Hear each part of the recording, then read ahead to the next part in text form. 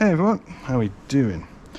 As the title suggests, I'm doing a bit more work to Hetty today. A little bit of backstory. The previous owner has installed these Hagon shocks to the rear. He's put Odin stickers on them. I don't know why, so don't ask. And I rang Hagon a few days ago to get some advice about how to set them up properly, because I was convinced that these springs are just too stiff and need replacing. But he's taught me through, Tony at Hagon has taught me through how to adjust them, and now they are absolutely beautiful. They are so silky smooth, you can't even feel the bumps on the road anymore. So because of that, we now have to get the forks to match. So that's why I have bought Hagon's progressive springs. And they are progressive because the standard springs are basically like this in the middle all the way across. They have exactly the same spacing between each coil.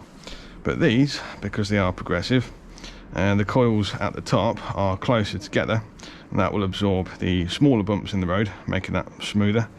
In the centre, they're about the same as stock in your mid-range, and then at the bottom, that takes a lot of pummeling, and that's designed to absorb your big potholes, so it'll stop it from bottoming out. So yes, you could spend a lot of money upgrading your forks to something that has a lot of dialing in adjustments, you know, your rebound, compression, etc. But if you're your average Joe like I am, and you're only riding, I don't know, a few hours a week, just up and down the back lanes and etc., now this is more than enough for me. This is just absolutely spot on. You don't have to adjust it, and it will be a huge improvement over the stock springs. I think that's enough of the backstory and what we're gonna do.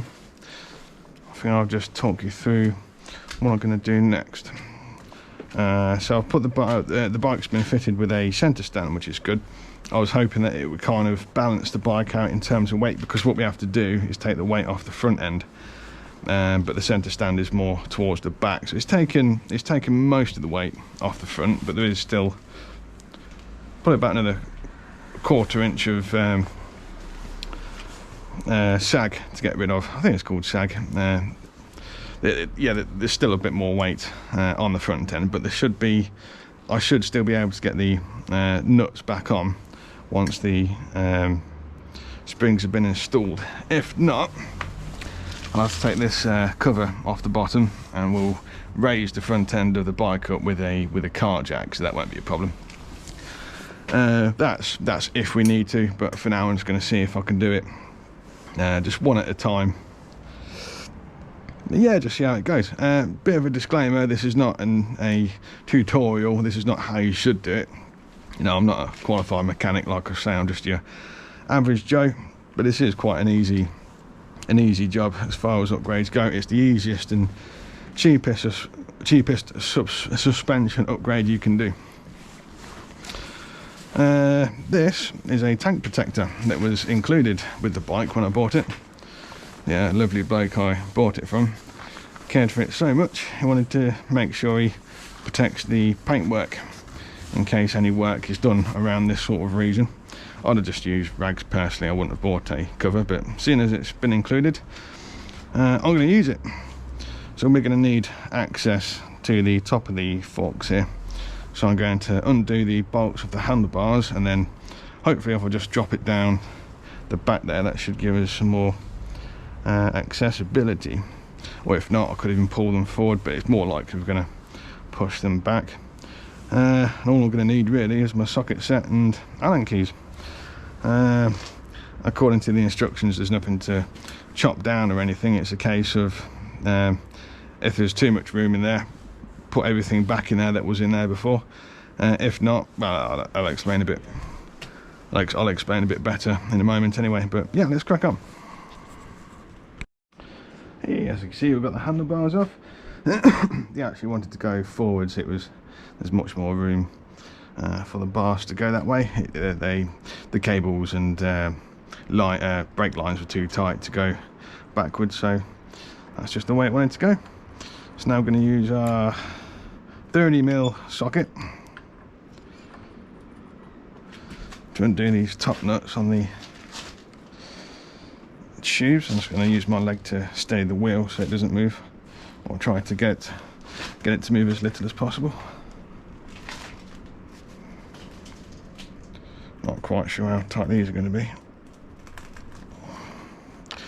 Quite tight as it turns out.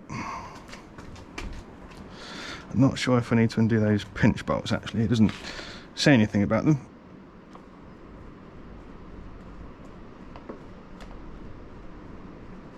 I'm going to undo them just in case that's causing us an obstruction there. It could be the same size that was used for the handlebars, yes.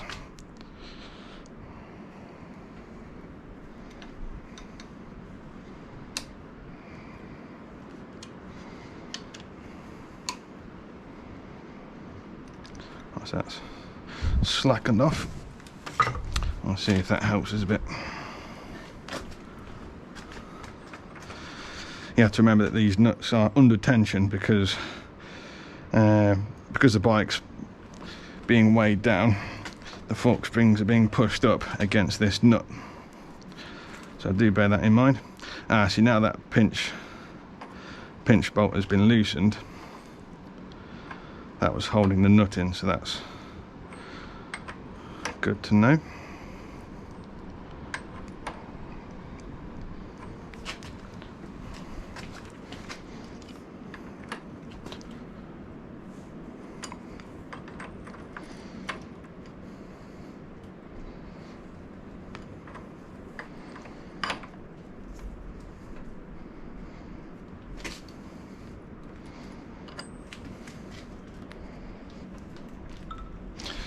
Wondering, yeah, I'm going to try and pull the fork up a bit whilst I'm undoing it, whilst applying pressure. I'm just trying to stop the nut from shooting off as much as possible.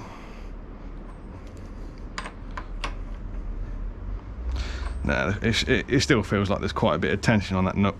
I don't like that. It's going to go flying, or I'm going to ruin the threads of the tube. So now I'm going to get a car jack and bring up the front, well, yeah, bring up the front of the engine a bit. Now, as you can see, I've used my car jack to lift up the front end of the frame a bit.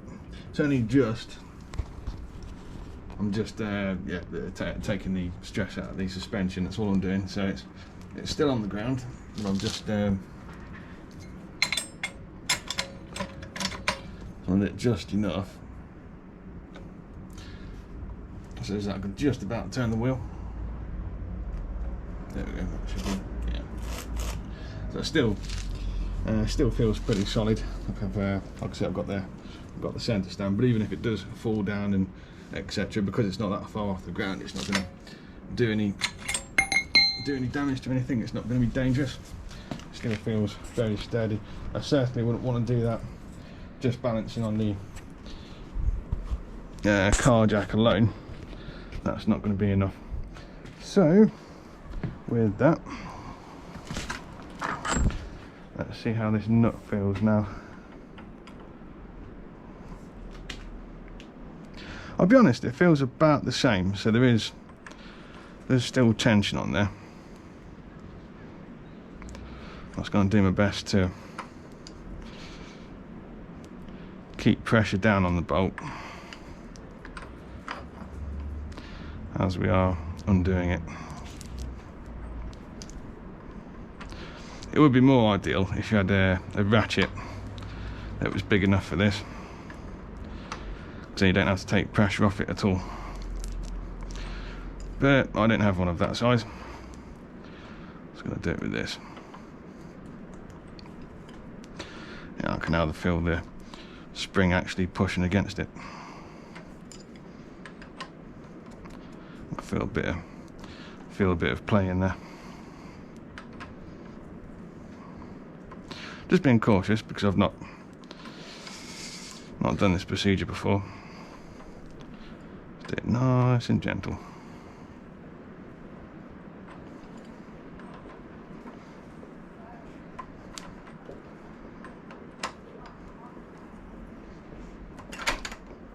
There it goes.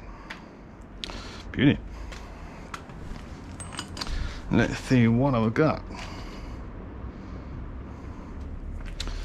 Put these in a safe place.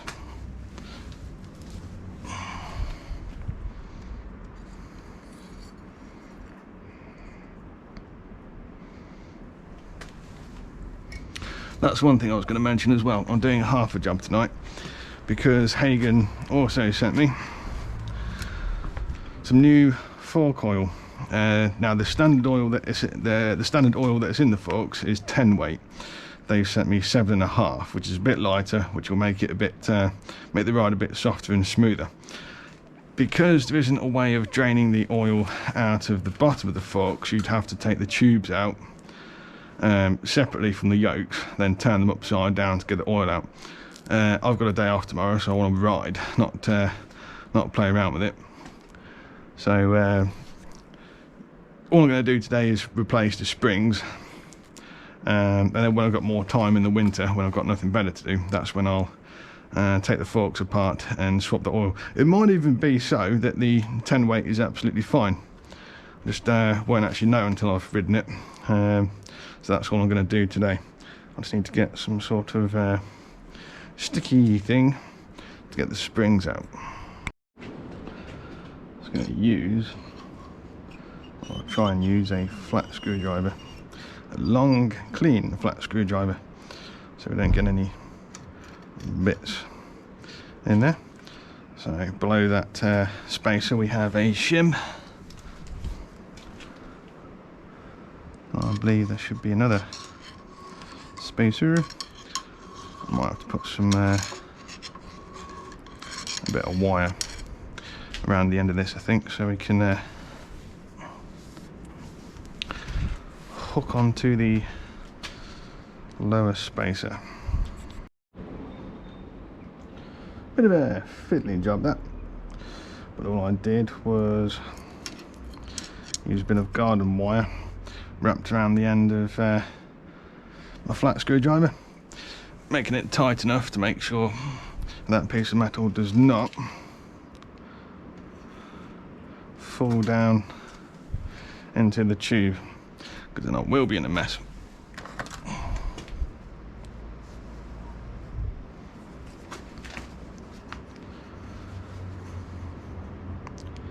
Just going to take the springs out slowly and let as much oil drip off as possible, so that I don't need to top them up again.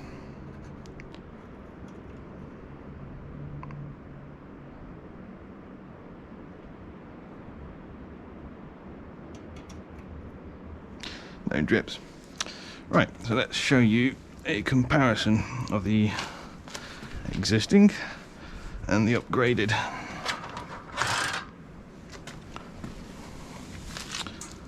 Hopefully you'll be able to see that, maybe just about. I'll get you a bit closer to the action. So this being our stock spring, it's the same width all the way along the spring, whereas the progressive spring is more space at the bottom between the coils. As you're slowly going up, it is a bit difficult to see on this camera, but as you get closer to the top, so do the coils, they get closer together. So when we put the new spring in, I'm just going to give it a quick wipe down, make sure we've got no dust on it.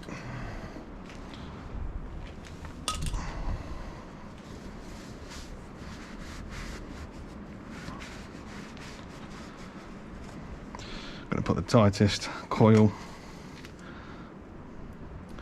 The spring is more or less about the same size. It's actually about 1/4 inch, 1/2 inch longer. It's about 1/4 inch, 1/4 inch longer.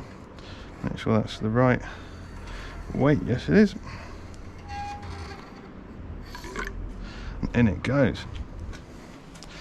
And then, just in case, I'll put it back in the way we took it out.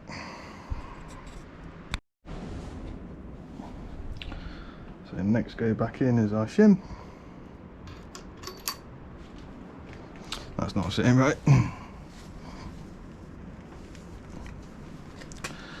Take off our wire so don't scratch anything up. Talk amongst yourselves.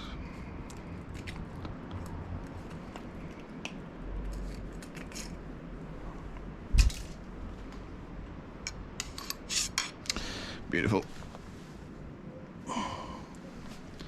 Then our spacer. So the thinner end goes back in like so.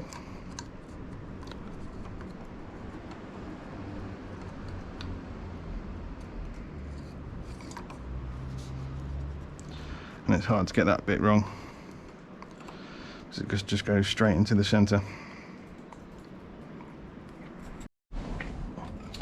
And then I'm going to have to apply a little bit of force to get this nut back on.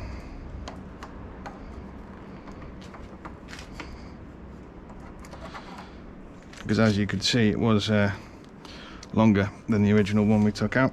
So I'm going to make up for that.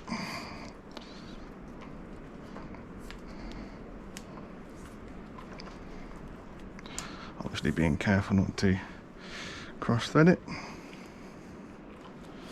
That feels beautiful. And back in it goes. And I've just got the other side to do, which will be exactly the same as what we've just done. Back in a bit. Just a quick note about when you're putting these top nuts back on, is not to do them up tight, because they're only made of aluminium, or like alloy rather. Oh, I'll put that. Oh, it's down there. Bugger. Because they are kept in tight with the pinch bolts that surround it, and that's why we struggled to get them off at the beginning. So if you wind them up too tight, you will break something.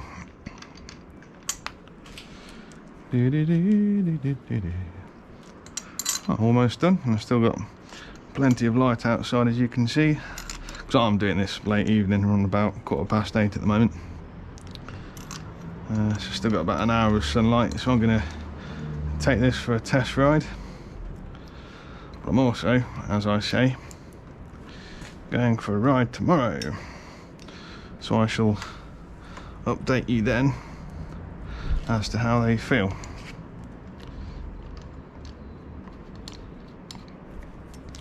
But yeah, you can see how quick and easy that was. Even I can do it, and I'm not a professional, not by a long chalk.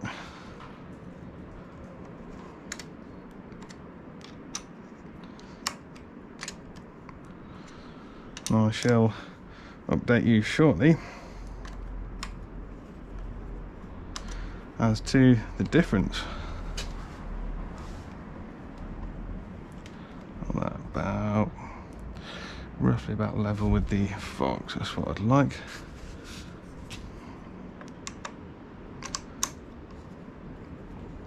Yeah, anyway, hope yourselves a good one. I know I will, because I'm just about to go ride this. And I shall most probably see you on the next ride. Yep, have a good one. See you soon.